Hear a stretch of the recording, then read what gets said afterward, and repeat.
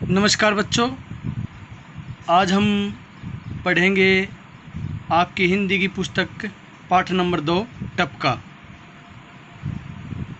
ये पूरी कहानी हम आपको पढ़कर सुनाएंगे और आप साथ साथ इसका रिवीजन ज़रूर करें। एक था धोबी जिसका नाम धनिया था। वह लोगों के कपड़े धोया करता था। वह बस्ती के बाहर एक झोपड़ी में रहता था। धोबी की झोपड़ी बहुत ही पुरानी थी। सावन भादों की जोरदार बारिश हो रही थी। उसे हर समय टपके का डर बना रहता था।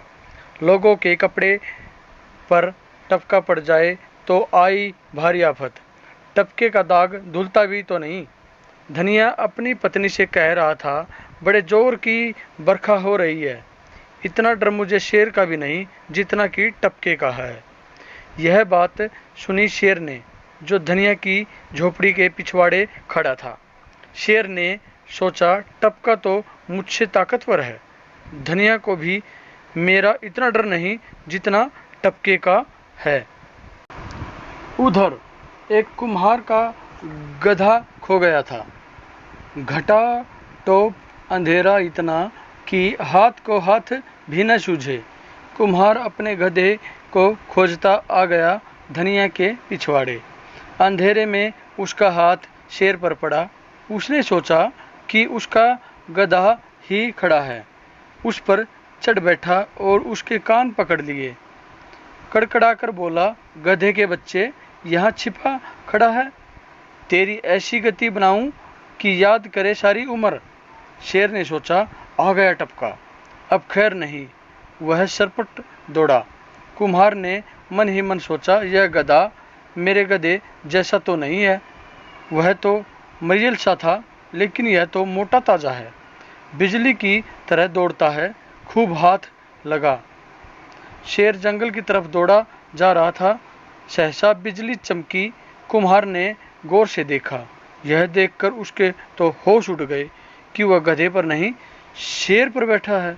उधर शेर था कि तेजी से भागा जा रहा था। अजीब बात थी कि शेर कुम्हार से डर रहा था और कुम्हार शेर से। कुम्हार सोच रहा था, कैसे जान बचे। रास्ते में एक बरगद का पेड़ था। उसकी दाढ़ी धरती पर लटक रही थी।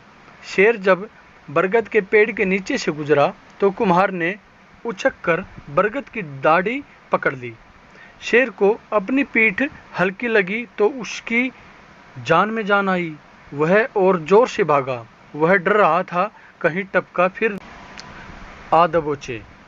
उधर कुम्हार सोचने लगा कि वह छिप जाए बरगद की खो में।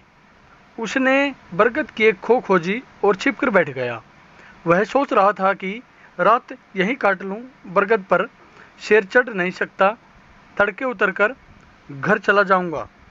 उधर शेर था कि भागा ही जा रहा था। टपके का भय बैठा हुआ था दिल में। आगे मिला बंदर।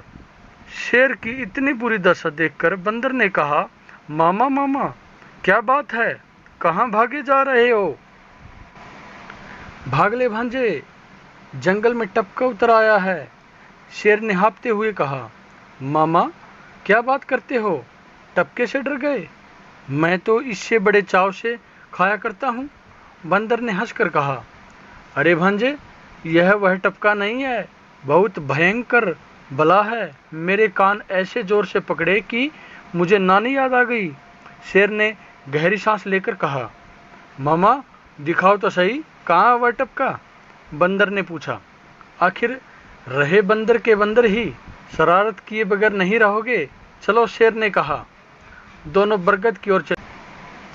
कुम्हार ने भोर के प्रकाश में देखा कि शेर बंदर के साथ चला आ रहा है। उसने सोचा कि बंदर उसे ऊपर से नीचे धकेलेगा और शेर खा जाएगा। वह डरकर बरगद की खो में छिपकर बैठ गया और उसने अपने सिर पर पत्ते रख लिए। शेर बरगद के नीचे खड़ा था। प्रकाश फैल रहा था, इस कारण शेर उतना डर नहीं रहा था। सोचता था कि टपका आ ही गया तो भाग खड़ा होऊंगा। बंदर चढ़ गया बरगद के पेड़ पर। वह बरगद के बरमटों को तोड़ तोड़ कर नीचे फेंकता और पूछता, मामा यह है क्या टपका? भांजे, जब टपके के काबू में आएगा तो तुझे क्या, तेरे पूरे कुनबे को पता चल जाएगा, शेर ने कहा। अब बंदर की उल्टी बुद्धि, उछलता कूदता जा बैठा वहाँ जहाँ कुम्हार छिपा बैठा था, खो में। कुम्हार ने सोचा कि आ गया सिर पर दुष्ट, अब क्या करें। बंदर की पूंछ खो के भीतर कुम्हार के मुंह के सामने लटक रही थी। कुम्हार ने सोचा कि बहुत बढ़िया अवसर हाथ लगा है, अवसर चूक गए तो फिर क्या बात बनी। उसने बंदर की पूंछ को जकड़ लिया अपने दोनों हाथों से।